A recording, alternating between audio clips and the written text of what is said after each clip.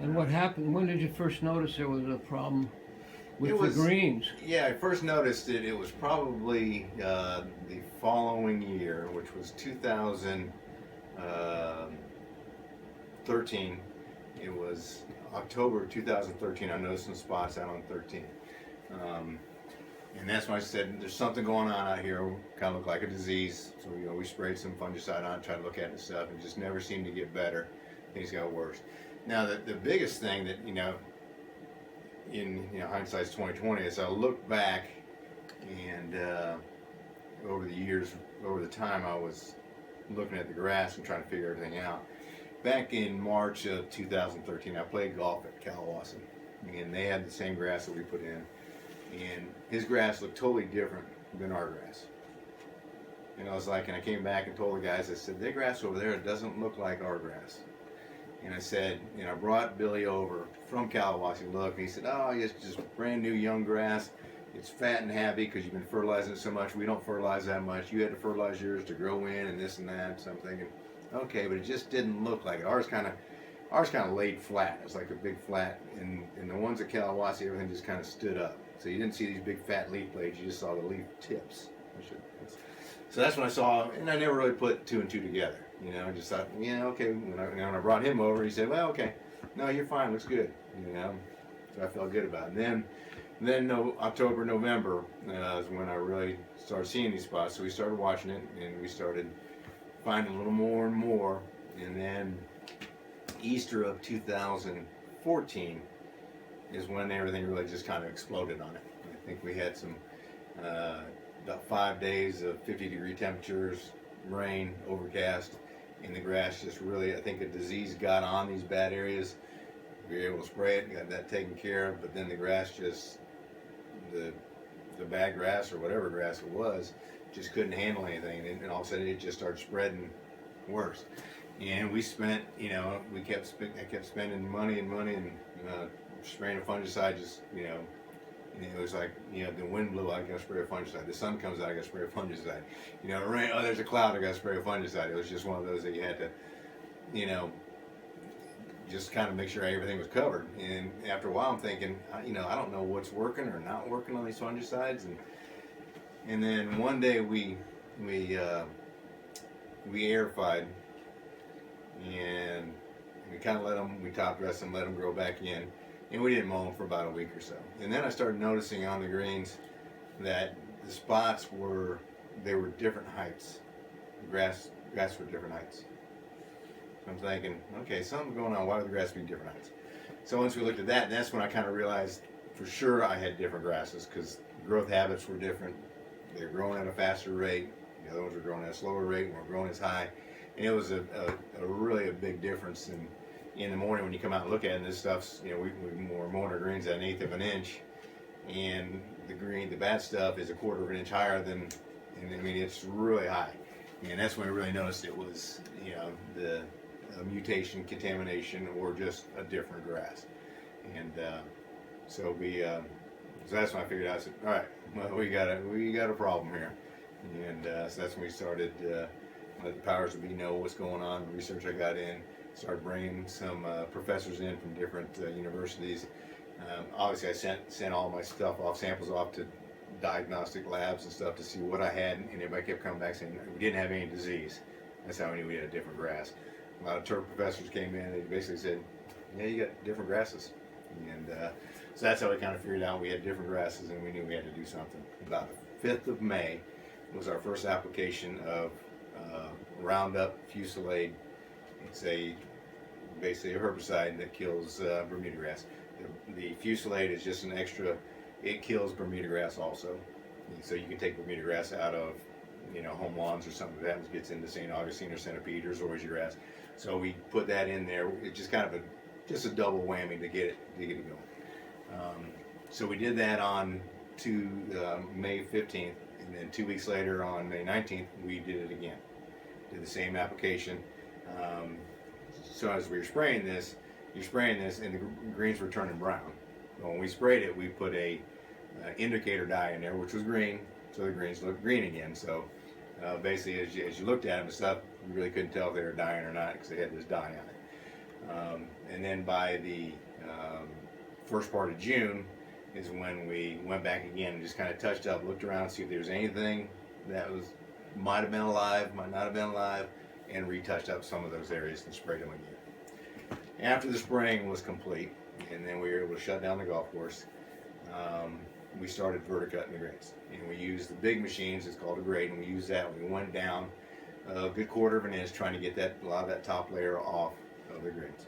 So we were able to get that down. We did that 2 or 3 times on each green. And then after that, we blew all that off, got all that material off, and we came in with our small little triplex verticutters, and we cross-cut those probably, oh gosh, I'd say probably 12 times, 18 times, 16 times each. We just kept going, and got all that cleaned up and blew all that off. So basically, we were down to the old organic. So the top layer of grass was gone, but we were down to the organic layer of the green. And really, the contours, everything stayed the same. We didn't change anything, didn't do anything. So then the next step was we went out there and we aerified. We aerified with 3/4 inch tines. So we left a 3/4 inch hole and did that on 3x3 spacing, and trying to get a lot of that material out also.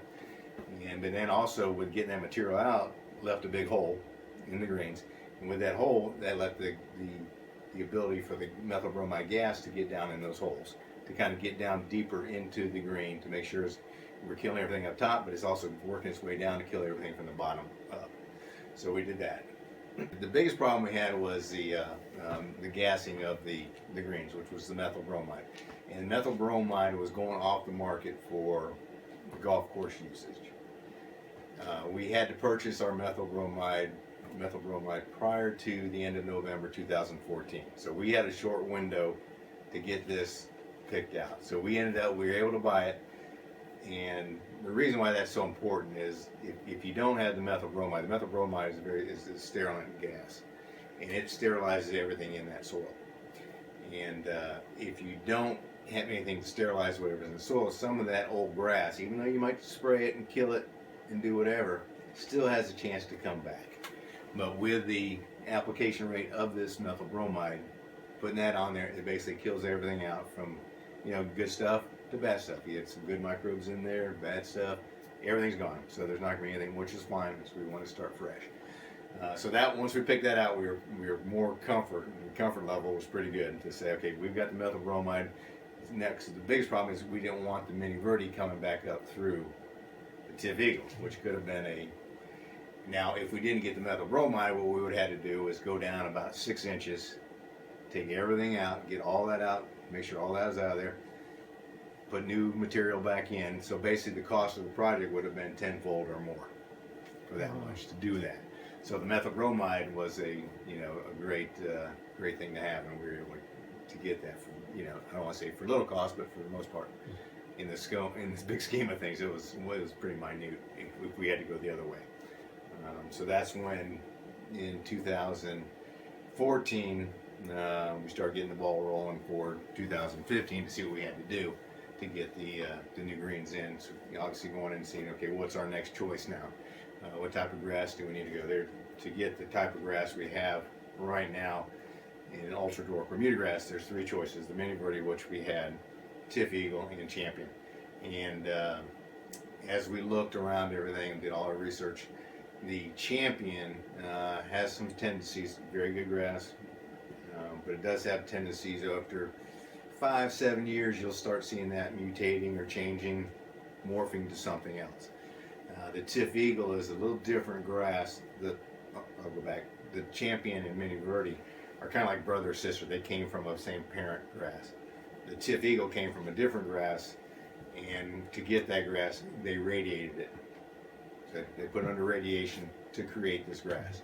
So that's how the grass. So it's been the most stable grass of all the grasses, of the 3 grasses that are in the ultra dwarf family right now. So that's why we decided that everybody we talked to, they've had greens for 10-15 years. Arbor Town had Tifeagle for 15 years. They redid theirs, put Tifeagle right back in. Ford Plantation, same thing, had Tifeagle, put Tifeagle back in. Most of the guys that were changing out grasses, they were going from Mini Verde to Tifeagle.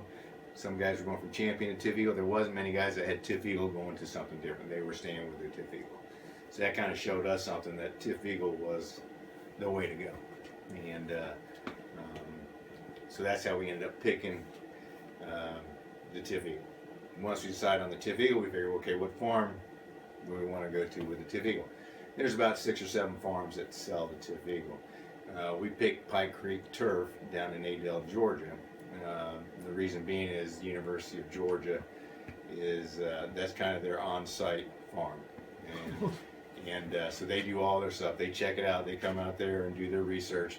These other farms get their grass from Pike Creek. Sprigging is basically back in the Stone Age. It's kind of just you sprig it by hand. It's basically grass.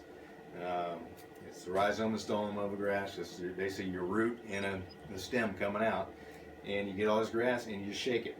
You shake it down. You know how many bushels you get per 1,000 square feet on a green, and you shake it and you just kind of shake it, and then everything looks kind of good, looks kind of even. And once you get that, you get a guy that comes in with a little slicer. He slices it in to kind of get it in the ground a little bit. So basically, you got it like here. He just kind of slices it underground, so you get a little bit down there. Throw some water on it, and it starts growing. And it's just, you think they'd have some type of machine that come in there and just be able to put down here really precise. It isn't. You got guys out there just to shaking. And there was a roller too. Yeah, the guy with the slicer, he has a slicer, and right behind the slicer, he has a roller.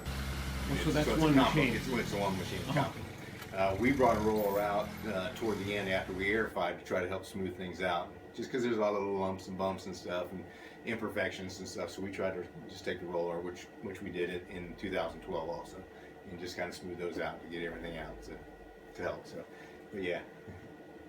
So the greens on the front side, even though they were only a day older than the backside, they acted like they were 4 or 5 days older just because of the rain and just because of the moisture on it and stuff. Irrigation does what it does. That rain just really got it going. So anyway, then we let it go, and then in about 12 days is the first time we started mowing the greens. And we started mowing them, and then every 2 days after we mow, we take the height down. We drop the height down slowly. So we drop it down like 0.10 of an inch every 2 days. We didn't mow them every day. Mowed them 2 days, gave them a break, mowed them 2 days. Fertilized them constantly, watered them constantly, top dressed quite a bit. And then once we started getting the height down, about midway through, about mid-July, we airified them again, just to kind of get them moving, get some of that other organic out of there that we didn't get before. Got those out, verde cut them a bunch, top dressed them to help smooth them out. And about mid-July is when we started I'd say early July, started our sod project for the collars. Which that entailed was we took a sod cutter, cut out the collars. It was 36 inches wide. We did our collars. Took out the old, and the collars were since we were changing grass there, we did fumigate those also. So those were sprayed out and fumigated, so they were clean of 419 being in there. We were able to get all that organic out in that, and we put our new sod in, which was Tip Grand. Tip Grand's more finer bladed grass, not quite as aggressive, so it doesn't encroach on the green as much, and you can cut at a lower height to get a better playability. And so we did that on, I'll say 10th of June or 10th of July. We planted all the collars around that. We started the project there. We did 1/9 that week, and then the second 9 the following week. We were able to put the collars in. And then on August 23rd, I believe, is the day we opened. The greens were ready to go. So basically about 72 days, the greens were from planting to playable. The collars were playable. They still, we had some top dress, did a lot of top dress, trying to smooth them out still, and that was a continuation. And we were still taking the height down on those. But we were able to get those smoothed out, and now, really, I'd say after 3 months, you really couldn't even see that we had sprigged new greens or sodded new collars. It was basically back to normal business at Old Tabby Links, and so things were great. I mean, it was and I'll say this: the summer we had was a perfect summer for growing grass. Temperatures were in the 90s up to 100, and we had just the right amount of rainfall. in June and July, the rain would come, and then when the rain was gone, it was gone. It wasn't overcast. Sun came out, sun shining. We didn't get those 2 to 3 days of overcast, nasty rain. It was gone. So it was Right. just absolutely perfect.